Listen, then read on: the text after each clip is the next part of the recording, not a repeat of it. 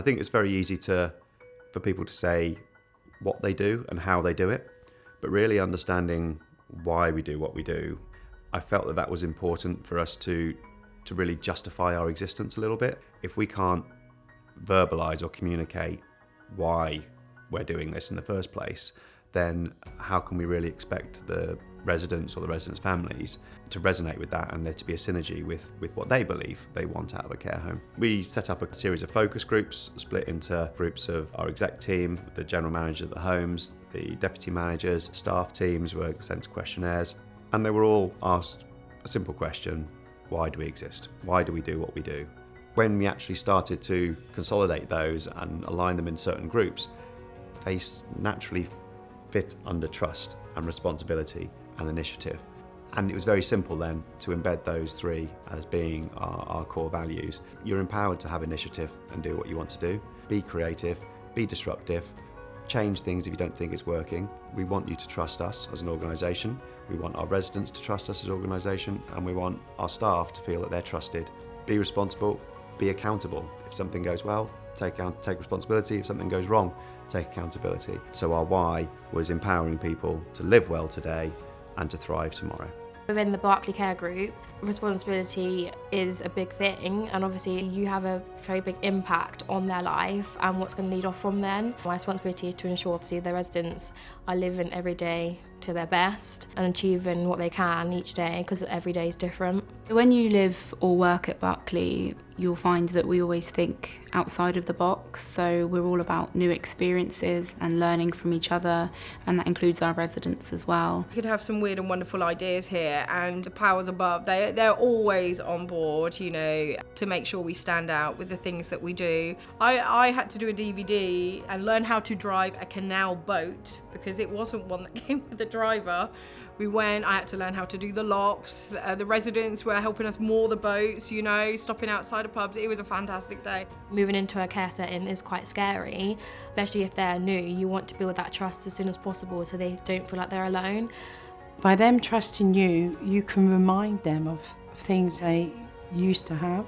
I always say to people, if you've got your mum, she's my special thing. And I just treat them like I would my own mother. All-inclusive at Berkley means you get a whole range of services and facilities. So we have a private dining facility where families and residents are welcome. We have a hairdresser and a hairdressing salon. We have a cinema room. We have a chauffeur-driven car, so we take residents to wherever they need to go. And we have therapists like reflexologists, a personal trainer, and health and well-being, mental health first aiders, that all contribute to that kind of all-inclusive luxury living. Welcome to our Bistro. It's a lovely big room, but it doesn't ever feel crowded because it's split up into sections beautifully, and it has a very pleasant atmosphere, which I think is always pleasing. It's really important to know that when you come to a place like this, it isn't the end. You'll come in here to still thrive, even if it's just going to get your hair done, making yourself feel better, or if it's having a session with myself. The holistic wellness package here is so important. It's so important that we have that really good structure and good communication between the teams on ground level in the individual homes and across the group. There isn't really a hierarchy here. It's like we're all one big team. It doesn't matter whether you work in the head office or in one of the homes. The whole thing is a big team effort. It's like an umbrella. They cover both the staff, the relative, and the resident that they're looking after. The dining experience is just to get residents around here so they can have a lovely chat, they can try fine dining experience. The food is obviously have to be like a Michelin star restaurant food. I have 4 chefs in the kitchen, and every single chef is doing something, so the food is getting quick and lovely presentable. That's what is making fine dining experience very special in here. We walked through the doors here, and my husband and I just looked at each other and we said, this is it. That had not been the case with any of the previous ones at all. But it was a gut feeling, and we just knew this was the place, and that's just been reinforced every single day since. And there are things going on here.